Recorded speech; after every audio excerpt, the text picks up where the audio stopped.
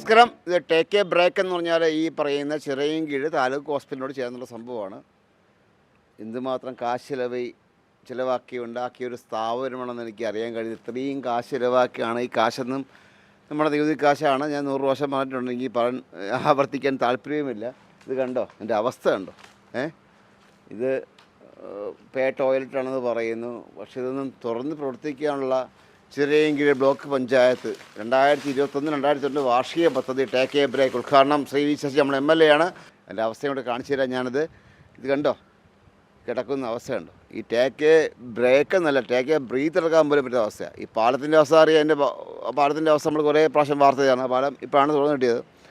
ഇങ്ങനെ ജനകീയമായിട്ടുള്ള വിഷയങ്ങളൊക്കെ ഈ കിടന്ന് കാട് പിടിച്ച് നരയിക്കുന്ന കാണുമ്പോൾ ഞാനൊക്കെ അടയ്ക്കുന്ന നികുതിപ്പണം കൂടി ഞാൻ ആലോചിക്കുകയാണ്. കാരണം ഇത്രയും കാട് പിടിച്ച് കിടക്കുകയാണ്.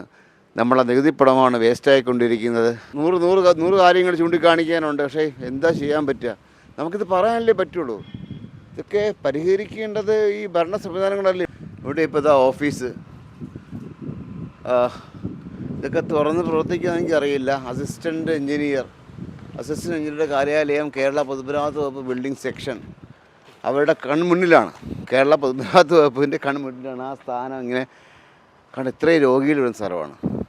അവർക്ക് തുറന്നു കൊടുത്തെങ്കിൽ അവർക്ക് അത്യാവശ്യം നല്ലൊരു സ്ഥലത്തിരുന്ന് എന്താ പറയുക, അവരുടെ പ്രാഥമിക ആവശ്യങ്ങൾ നിർവഹിക്കാം. പക്ഷേ ഇതൊന്നും ചെയ്യാനായിട്ട് തുനിയുന്നില്ല എന്നുള്ള ഒരു ഭയങ്കര യാഥാർത്ഥ്യത്തിലേക്കാണ് ഞങ്ങൾ വിരൽ ചൂണ്ടുന്നത്. ആ യാഥാർത്ഥ്യം നിങ്ങളുടെ കൺമുന്നിലാണ്, കണ്ടുകൊള്ളുക. ഇവിടെ ഈ ടേക്ക് എ ബ്രേക്ക് എന്ന സ്ഥാപനം ഇവിടെ ഓപ്പൺ ചെയ്തിട്ടുണ്ട്. അത് ഇതുവരെ അത് തുറന്നു കൊടുത്തിട്ടില്ല, അടച്ചിട്ടേക്കാണ്. എന്താ കാര്യം എന്നറിയോ? അറിയില്ല. അത്യാവശ്യം പ്രാഥമിക ആവശ്യങ്ങൾ നിർവഹിക്കാനുള്ള സ്ഥലം ഇവിടെ ഉണ്ട്. കണ്ടിട്ടുണ്ടായിരുന്നു അവിടെ? ഇല്ല. അത് അടഞ്ഞു കിടക്കുകയാണ്. നമ്മുടെയൊക്കെ നികുതി കാശോട് ഉണ്ടാക്കിയ സ്ഥാപനമാണ്. ഇതുവരെ അത് തുറന്നു കിട്ടിയിട്ടില്ല. അറിയാമോ എന്തുകൊണ്ട് തുറന്നില്ല? നിങ്ങൾ അത്യാവശ്യം ഈ ഹോസ്പിറ്റലിൽ വന്ന ആൾക്കാർക്കൊന്ന് മൂത്രമൊഴിക്കാനോ പോലെ കംഫർട്ട് സെക്ഷനാണത്. അത് അറിയില്ല. അങ്ങനെ ഉണ്ടെന്നറിയില്ല. അവിടെ കെട്ടിയിട്ടേക്കാണ്, പൂട്ടിയിട്ടേക്കാണ് തൊട്ട് താഴെ. നമുക്ക് അറിഞ്ഞൂടെ, നമ്മളിവിടെ വരൂല്ല. ടേക്ക് എ ബ്രേക്ക് എന്ന സ്ഥാപനമുണ്ട്, അറിയോ?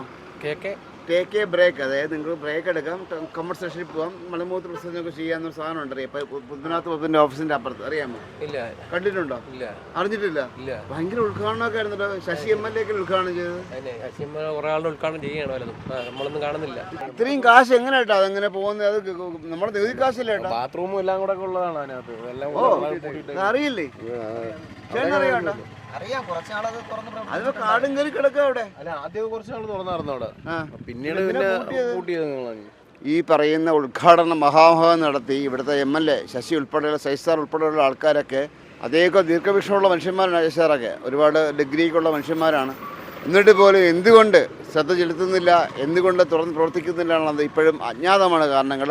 ഇതൊക്കെ എത്ര പ്രാവശ്യം ചൂണ്ടിക്കാണിക്കും, ആരൊക്കെ പരിഹരിക്കുമെന്ന് എനിക്കറിയില്ല.